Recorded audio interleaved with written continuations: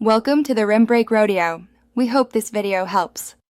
In this video, I will explain how to open your Audi TT roof manually.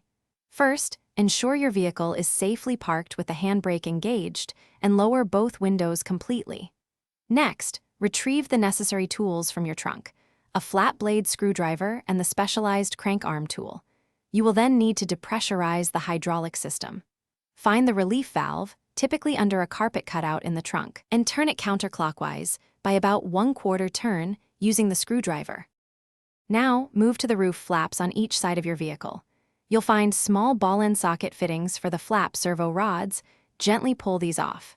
It's crucial to then clip these disengaged rods into their securing positions on the flap itself to prevent damage. With these steps complete, you can now carefully lift the convertible roof.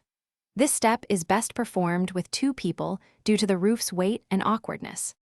Next, you need to access the roof's latch mechanism. Locate and remove the small rubber bung or flap in the center of the roof's front edge near the windshield. This reveals the motor assembly. Take your crank arm tool and use its threaded end to pull out the spline shaft from the motor drive.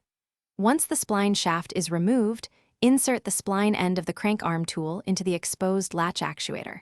Turn it counterclockwise to open the roof latches. With the latches now open, you can fully open your convertible roof. After the roof is in its desired open position, return to the trunk. Locate the hydraulic relief valve you opened earlier and turn it clockwise to repressurize the system. Finally, go back to the roof flaps and carefully reconnect the servo rods to their original ball-end socket fittings. This completes the manual opening process for your Audi TT convertible roof. Thanks for watching. Consider subscribing if we helped you.